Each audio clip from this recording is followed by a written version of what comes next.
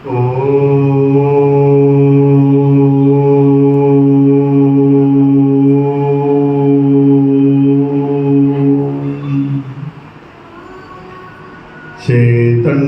शाश्वतं शान्तं व्योमातीतं निरञ्जनं नादबिन्दुकलातीतं तस्मै श्रीगुरुवे नमः। वसुदेवसुतं देवं तच्च चाणूरमर्दनं देवकी परमानन्दं कृष्णं वन्दे जगद्गुरुं कृष्णं वन्दे जगद्गुरु।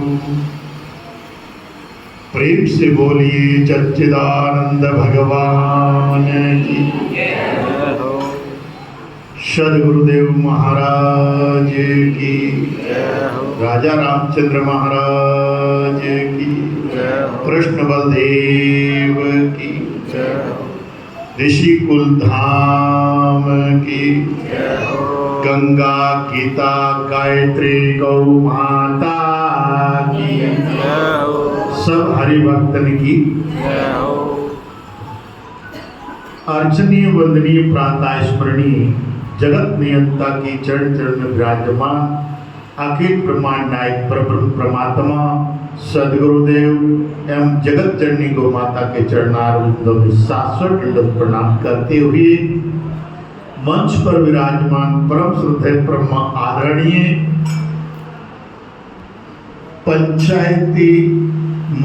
पंचायती श्री पंचायती हंस निर्वाण अखाड़ा के आचार्य पीठाधीश्वर महामंडलेश्वर स्वामी रामानंद जी महाराज और संत धाम के हमारे पूज्य स्वामी चिन्मयानंद जी महाराज और कबीर आश्रम जोधपुर से हमारे रूप साहेब और इधर समकक्ष विराजमान रामानंद आश्रम के महामंडलेश्वर स्वामी परमानंद जी महाराज और स्वामी लोकेशानंद जी महाराज, साध्वी चेतना जी और हमारे पूज्य माता प्रियाचरण जी और आनंद धाम आश्रम के महंत हमारे स्वामी माधवानंद जी, इधर हमारे जो बहुत ही सुंदर भागवत कथा किया करते हैं, अभी अभी आपने सुना जिनको,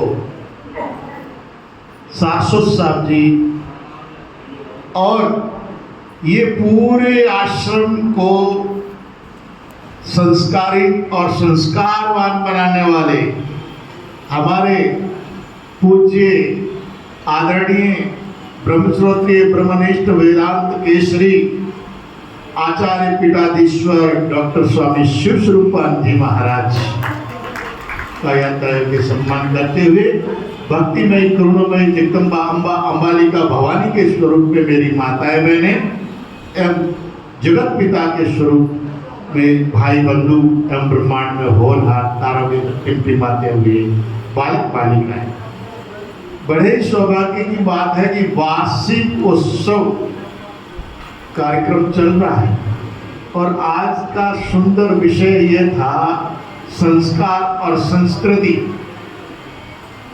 तो संस्कार कहाँ से पैदा होते हैं और संस्कृति कहाँ से चलती है? तो हमारे अनेक महापुरुषों ने अनेक तरह के उदाहरण देकर, जैसे मदालसा का उदाहरण देकर और अनेक दूसरे उदाहरण देकर भी महापुरुषों ने समझाया। जैसे मंडलेश्वर जी ने कहा कि हमारा संसार ऐसा है कि बिल्ली के रास्ता काटने से उसका खराब हो जाता है या गद्दा बोलने से उसका खराब हो जाता है, परंतु गुरु महाराज साक्षात परब्रह्म परमात्मा है, वो कहते हैं वो नहीं मानते, परंतु गधे कुत्ते बिल्ली की बात जरूर मानते हैं। तो इस संसार में माँ जो है सबसे बड़ी गुरु है, ये बात कही है सबने। दूसरा एक बात और है हमारे उपनिषदों में उद्दालक नाम के ऋषि हुए हैं। उद्दालक ऋषि के पास एक लड़का जाता है जिसको अपने बाप का ज्ञान नहीं होता है परंतु माँ का ज्ञान है। तो जब विद्या, हमारे ये वेदांत काल में पहले वर्ण आश्रम जाने बिना गुरु लोग विद्या नहीं देते थे।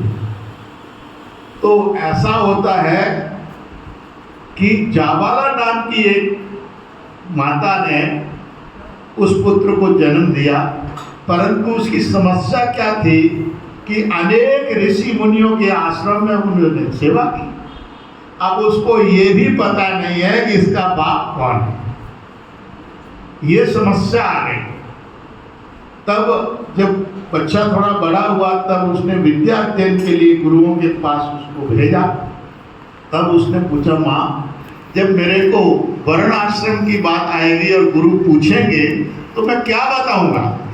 बोले, बेटा कोई बात छुपाने की जरूरत नहीं है। मेरे को भी पता नहीं है कि तेरा बाप कौन वर्ण का था, कौन आश्रम का था, परंतु मैंने अनेक आश्रमों में सेवा की है, ऋषियों की सेवा की है। तो इसीलिए तुम जिस गुरु के चरणों में जा रहा है उनको एक बात कहना जरूर कि क्या कि जाबाला का मैं पुत्र हूं, पिता का मुझे ज्ञान नहीं। यही बात जब उद्दालक ऋषि के आश्रम में पहुंचे और उनसे निवेदन किया कि मुझे विद्या अर्जन करनी है, मुझे ज्ञान प्राप्त करना है, तब पूछा गया कि तुम कौन वर्ण के हो? तब उन्होंने बताया कि मैं कौन वर्ण का हूं ये मुझे पता नहीं है, परंतु मेरी माँ ने बताया है कि जाबाला का पुत्र है, मैं जाबाला का पुत्र हूं। ये बात जब कही तो अनेक गुरु भाई जो लोग थे आश्रम में, वो बोले जिसको बाप का ही ज्ञान नहीं है वो कौन वर्ण का है, उसको कैसे विद्या दी जाएगी? परंतु उद्दालक ऋषि ने कहा ये विद्या के योग्य है। बोले क्यों? बोले इसने निसंकोच होकर बात कही है कि मेरे पिता का मुझे पता नहीं है, परंतु मेरी माँ जाबाला ने कहा कि तुम मेरा पुत्र है, तो मैं जाबाला पुत्र हूं।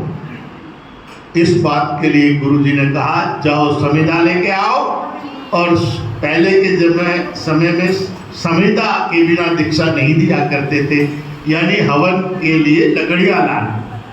तो हवन के लिए जब लकड़ियां लेकर आए और उनको दीक्षा दी, और दीक्षा देकर कहा बेटा ये एक गाय है, इस गाय को लेकर जाओ तुम, इसकी 1000 गाय बन जाए उस दिन तुम आ जाना।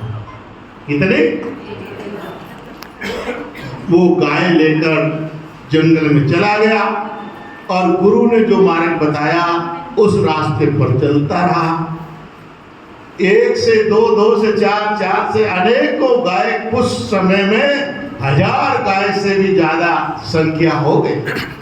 कुछ समय जब हजारों की संख्या हो गई तो बहन देवता ने आकर उससे बोला कि जाबाला पुत्र, अब हम 1000 से भी अधिक है, अब तुम गुरु के पास जा सकते हो।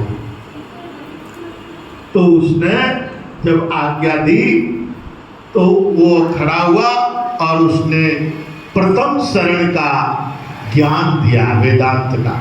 उस बैल देवता ने प्रथम चरण का ज्ञान दिया। इस तरह से उस गाय की सेवा करके उसने वेदांत को प्राप्त किया, और वेदांत के ज्ञान को प्राप्त करके उस मोक्ष की प्राप्त की। क्योंकि मोक्ष कहा गया है ऋते ज्ञानानुक्ति, ज्ञान के अतिरिक्त मोक्ष का मार्ग कोई भी नहीं है। चाहे कितने कर्म कांड कर लो या जब कर लो तब कर लो, इससे चित्त शुद्धि, अंतःकरण शुद्धि होती है, परंतु ज्ञान जो है वो शुद्ध हृदय में, जैसे जाबाला के पुत्र को गाय की सेवा करते करते चित्त शुद्ध हुआ अंतःकरण ज्ञान के लायक हुआ तो ज्ञान वैद देवता ने प्रकट होकर दे दिया। इस तरह से जब हम अपने को अधिकारी बनाएंगे, जिज्ञासु बनाएंगे, तो हमें गुरु ढूंढने की भी जरूरत नहीं है। परमात्मा स्वयं गुरु के रूप में आकर हमें ज्ञान दे देंगे और ज्ञान की प्राप्ति हमको हो जाएगी। तो इसमें वर्ण आश्रम की बात जो आई है उसमें माँ का नाम भी उसके लिए बहुत बड़ा है, क्योंकि माँ ने ही जो संस्कार दिए हैं वही हमारा संस्कार है। धरती माँ, जन्म देने वाली माँ और गाय, ये तीनों जो मेरी माँ है। चौथी गायत्री, गायत्री का मतलब भी है कि गाय की 3 बार दिन में जो सेवा हो जाए तो गायत्री सिद्ध हो जाती है। 3 बार कैसे? दीपक लेके, आरती लेके, माला लेके खूब घुमाओ, गाय प्रसन्न हो जाएगी? नहीं, गाय के ऊपर आप पीठ पर हाथ फेरे, सहलाए, उसको प्रेम से खिलाए और तृप्त करे। तृप्त करने का नाम पूजा है। इसलिए गाय को तृप्त करोगे तो गायत्री प्राप्त हो जाएगी, सिद्धि प्राप्त हो जाएगी। इसलिए हम तो गाय वाले बाबा हैं। इसलिए गायत्री सिद्धि सबको होनी चाहिए आपको, और सब गौ माता की सेवा अवश्य करें। और अभी मैं ये भी निवेदन कर रहा हूँ, ज्ञान जब ही प्राप्त होता है, जब ही टिकता है कि शेरनी का दूध सोने के पात्र में टिकता है। और आप भी चाहें तो आप सब सोने के पात्र ही हैं और ज्ञान प्राप्त करने वाले। तो सिद्ध शुद्धि के लिए हमारे महाराज श्री वेदांत हमेशा सुनाते रहते हैं, परंतु अपने चित्त को शुद्ध करने के लिए गाय की सेवा अवश्य करें। आपकी कमाई में से 10% हमेशा गौ माता की सेवा में जरूर लगाए और अवश्य लगाना चाहिए। और आज और हम तो गौ वाले बाबा हैं, गाय की सेवा करने वाले हैं, तो आप हम सब मिलकर भी गाय की सेवा करेंगे। आप में से सुनीता जी खड़े होकर थोड़ी सी गौ सेवा ले लीजिए, जो कि जितने भी है जैसी श्रद्धा के अनुसार, जिससे कि आपका ये ज्ञान अच्छी तरह से फलीभूत हो। खड़े हो, संकोच मत करो।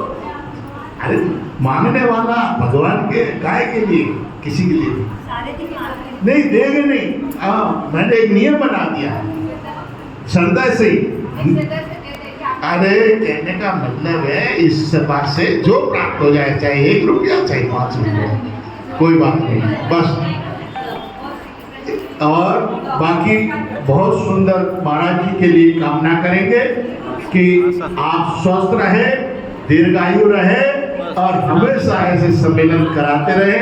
और आप हमारे घनिष्ठ मित्रों में आप हैं, और हमेशा अभी पिछले श्रीमद् भागवत कथा गौशाला में हुई तो आपने 7 दिन मेरे ऊपर कृपा दृष्टि रखी, और विश्व गुरु जी ने और महामंडलेश्वर जी ने बहुत ही सुंदर हमारा स्नेह परमात्मा से निवेदन करते हैं, गौ माता गुरु महाराज से, कि हमारा स्नेह, आपका स्नेह हमारे ऊपर हमेशा ऐसे ही बरसते रहे, स्वस्थ रहे, दीर्घायु रहे। और हरि ओम तत्सत, हरि ओम तत्सत। बालकृष्ण लाल की